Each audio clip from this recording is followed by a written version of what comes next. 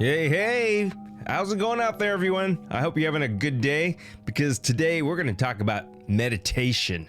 Yep. Have you ever done that? Have you ever thought about doing meditation? What is meditation? Does that mean I've got to cross my legs? I got to go, that kind of stuff? Yeah, maybe, maybe not. Perhaps you are a meditative expert. So if you are, leave a comment. Let me know what you think about this podcast.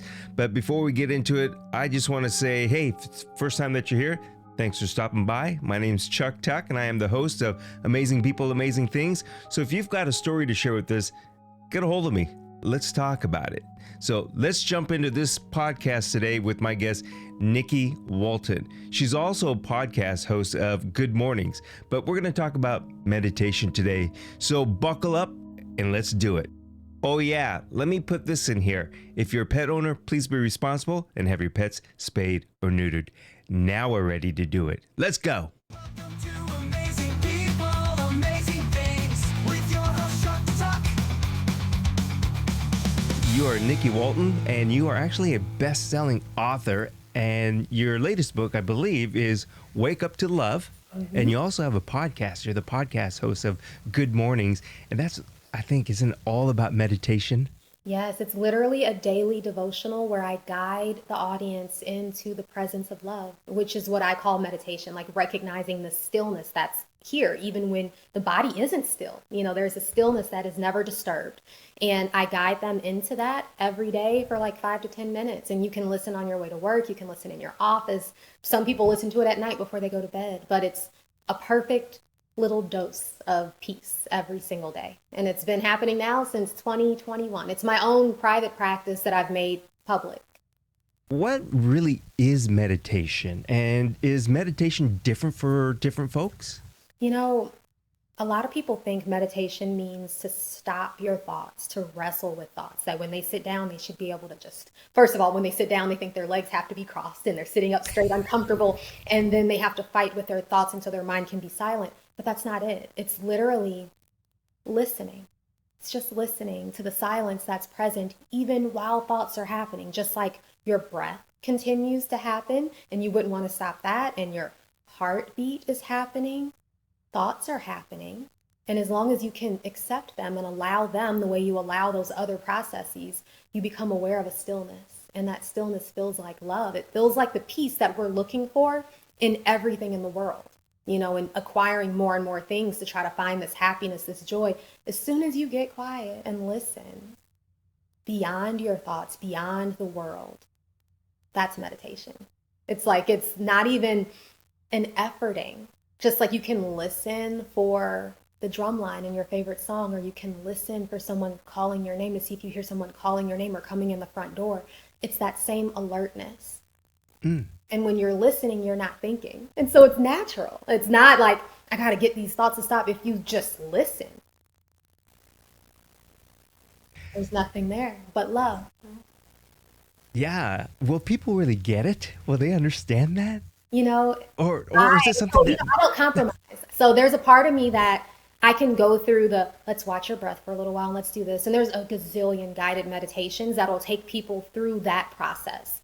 If you listen to me once, one of my podcast episodes, even if you don't get it, you get it. And that's why you tune in the next day. And that's why my audience, they stay, because my words aren't there for anything other than to hold you in the silence. Like, the words sound good and they feel good, but they're pointing constantly to the silence all the time. My voice is just guiding you into that. There's no other purpose for me to be here. There's no other purpose for words. People like steps and things to do, you know, and I'll give you that sometimes, but this is beyond, there's only one step and there it is. There it is. You know, it's only a thought that says, I'm separate from this, or I'm other than this, or I need to practice to get into this. All of those thoughts are happening in this. Like, every thought that you're having about, I need to meditate more, or I got to go harder, it's all happening in this awareness. You hear it. What hears? The thoughts. Yeah, here's the interesting thing is, I think if we just go silent, we are in that space, that meditative space, right? All of a sudden, it's just quiet. You're listening for a moment, like you said, a guided tour, but then when that voice stops, it's silent. And you're there. But then Yeah. thought comes in and says, this can't be it. And then it's like you're not there anymore, but you still are. That thought happened in it. And so as long as you don't follow it out, you're still that space, that love. Exactly. That openness. Yes. And I'm glad you said that, because that is that thing where I think a lot of people want to be there, and then they are there, but then they question about everything in life is, wait, this is too good to be true type of situation where it's like, I don't hear anything.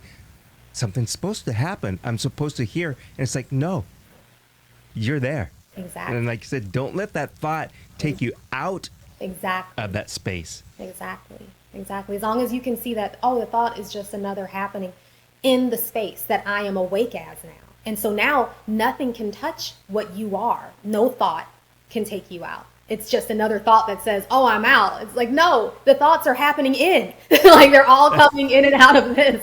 And I remember a time when meditation and life were like two separate things for me. Like in 2013, I'm like, now I am sitting down. I mean, I was meditating 3 to 4 hours a day. And when I was not sitting down formally to meditate, I was annoyed.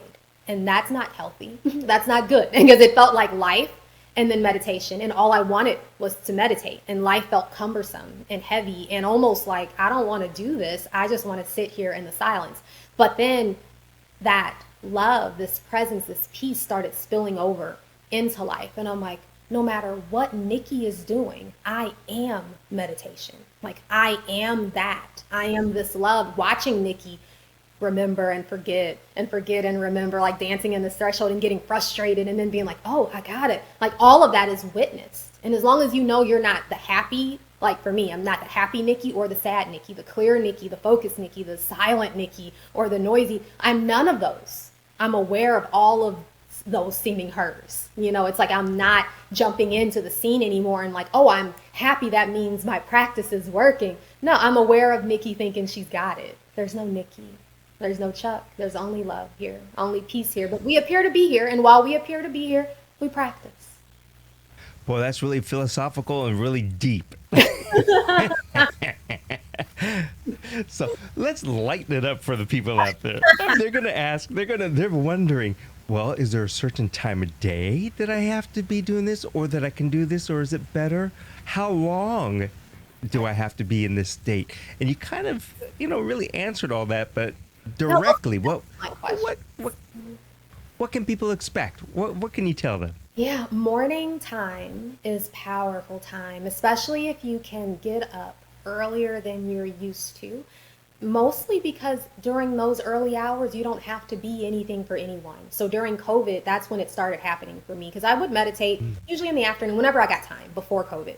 But during COVID, all day, my name is being called, Mom, Mom, Mom, or Nikki, Nikki, Nikki, and then emails and Zoom calls. It was so much that I'm like, something has to change. And so I started getting up before the sun, and I'm not a morning person, but that changed everything. My podcast was born out of that. The book, Wake Up to Love, was born out of those early mornings that have continued to this day. And for me, it was an hour. It doesn't have to be that long. But I heard a speech recently, and this guy was like, actors wake up at 5 and they go to the gym for 2 hours to get ready for roles. But we can't even be disciplined enough to get up 15 minutes before our alarm to go after what it is that we want, which is this peace. It's like, so just try 20 minutes, just try 30 minutes. And if that feels too lofty, just start with sitting up in the bed before you get out of bed, before you reach for your phone, and listen and say, I'm listening. If you believe in God, say, God, I'm listening. And just listen. You are a servant. Listen. And then you're not going to hear a voice necessarily. I don't hear like God say, now get up and do this, Nikki. It's a feeling that comes in the silence. The silence feels like love. It feels like peace that feeds you.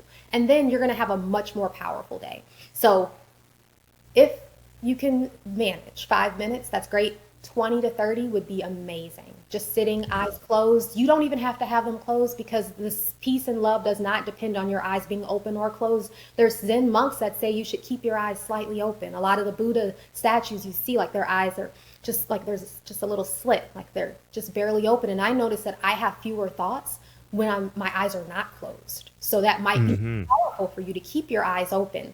And then just, it's how many times you revisit that seeming state during the day. It's not how long you stay, but how often you remember to return. So now you're up and you're brushing your teeth.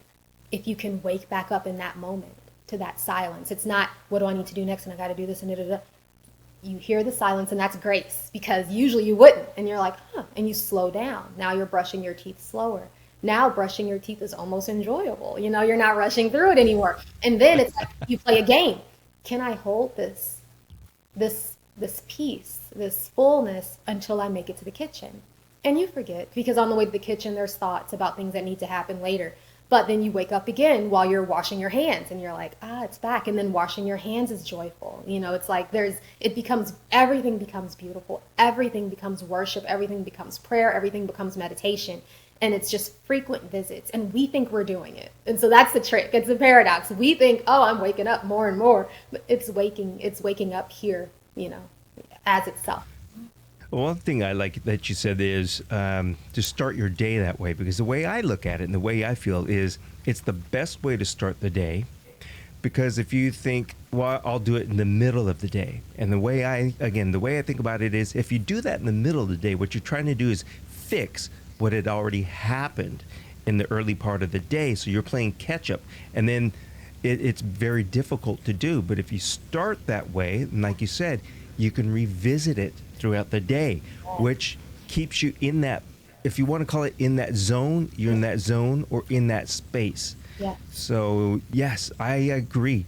And then ending your morning day that way too. Ending your day, if you can, having another, if you're like, I was a chanter, big chanter, and I guess I kind of am, I love that repetitive nature of a prayer, because it gets you into that place where there is no chanting going on. And it's like you can see the stillness and the silence better when there's motion.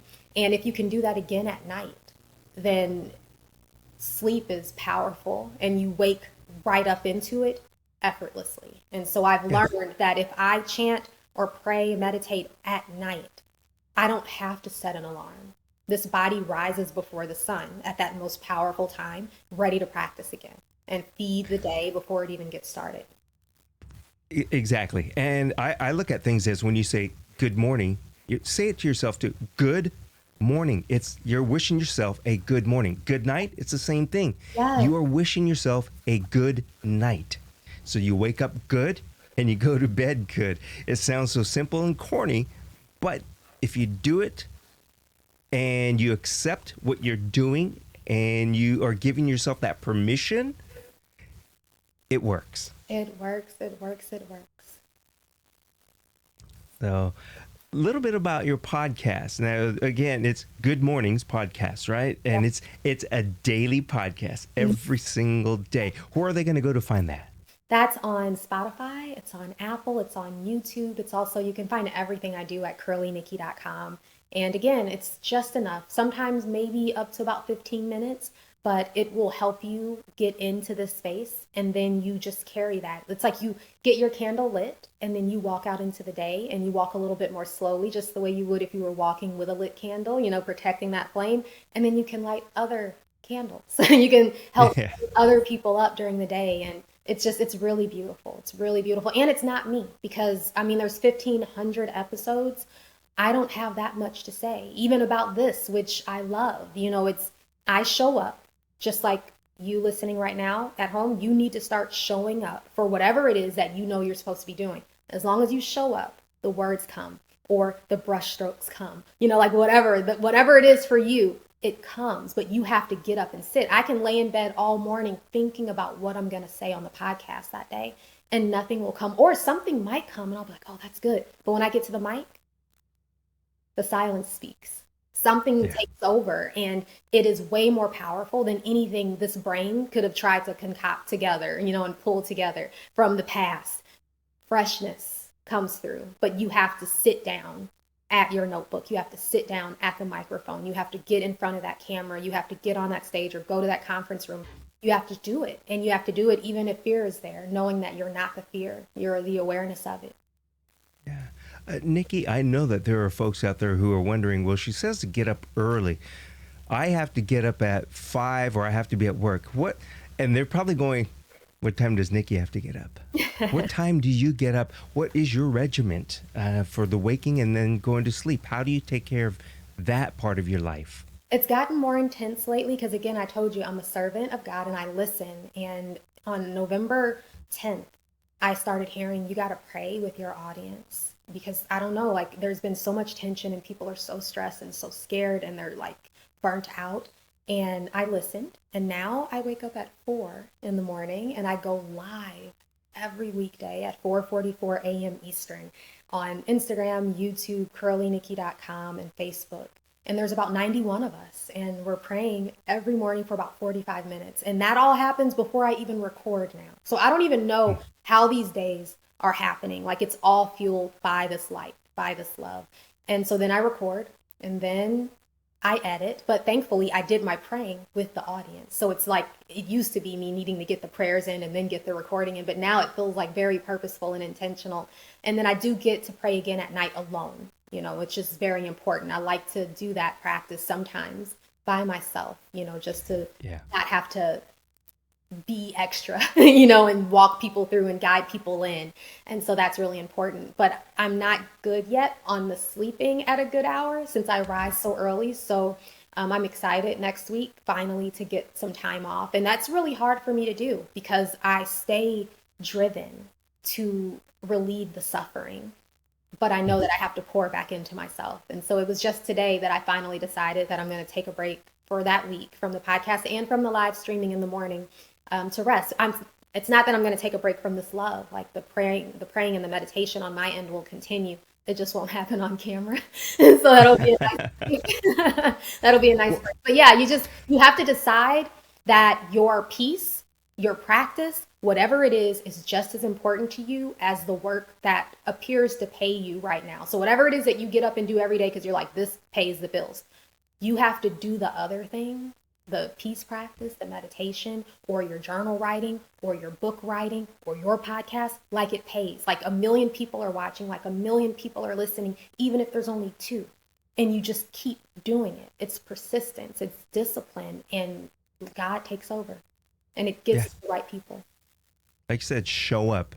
That's what you just need to do. The one thing I think about in this scenario is, aside from just showing up, you mentioned the alone time. We do need our own time. So it's okay to give yourself that time and allow yourself that time. And perhaps, like you're saying too, the evening might be the best time, and that's when we close out our day. That's when we give thanks to everything, and then we say our good nights, and we look forward to that new day, that new morning.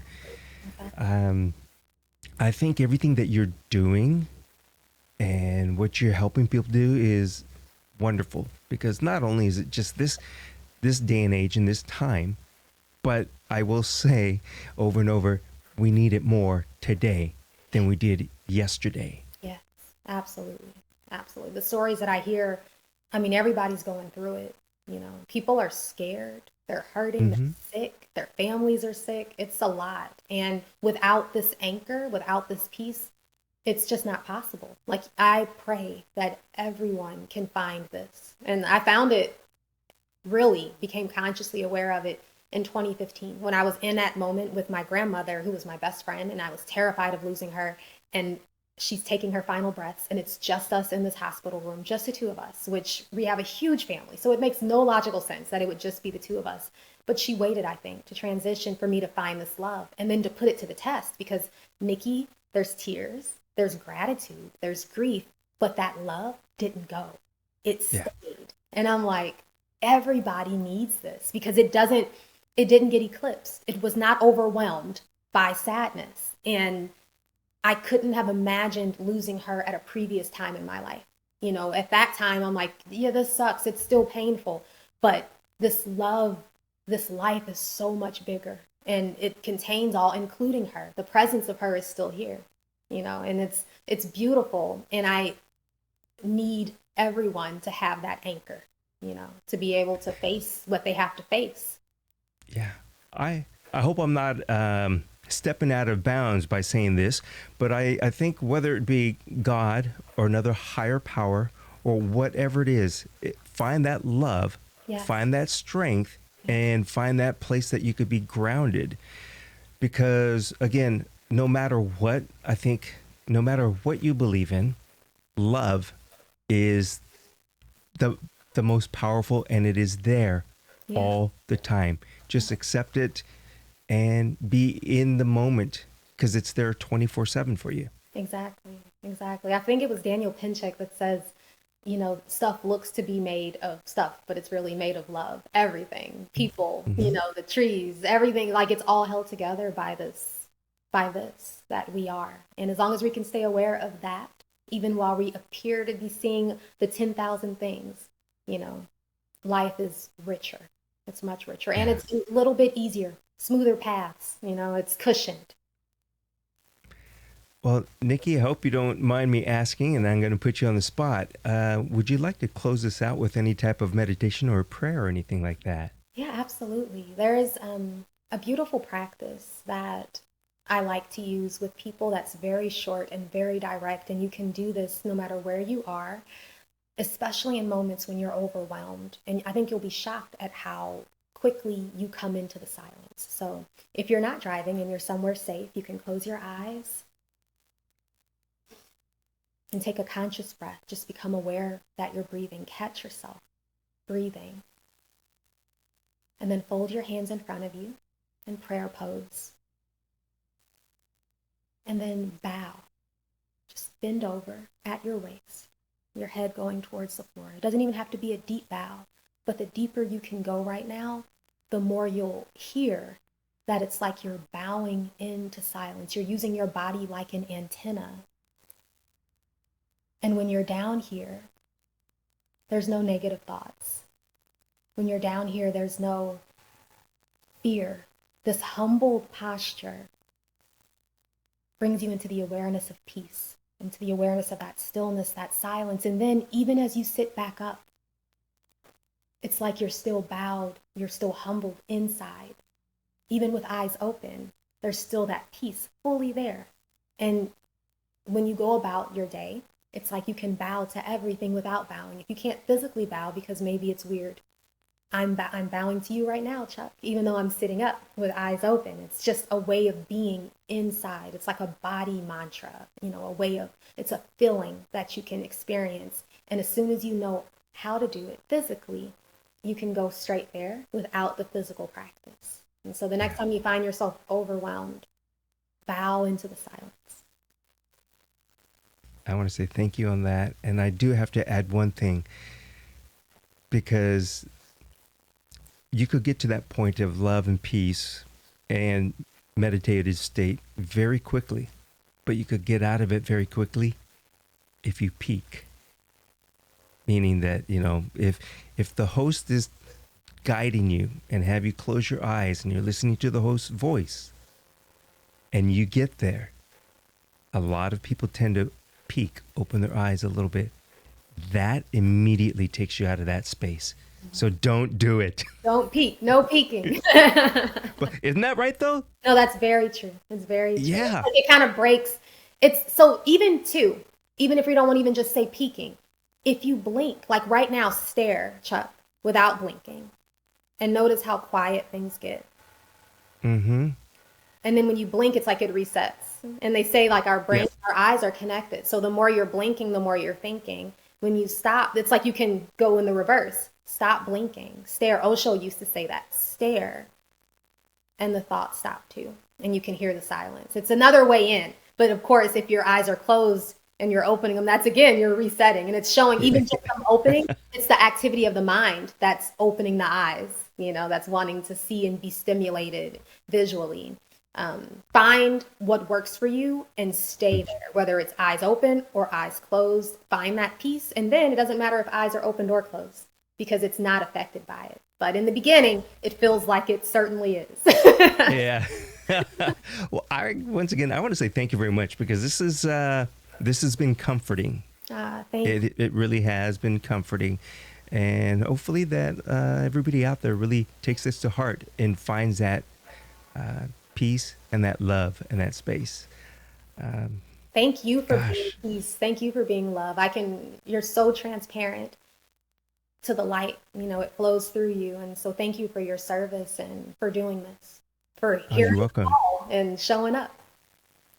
Thank you. And I just want to remind folks once again, it's Nikki Walton, and the latest book is Wake Up to Love, and she is the host of a podcast called Good Mornings Podcast. You got it. And it's really available everywhere. It is. Thank you so much, Chuck. This has been amazing. You're welcome.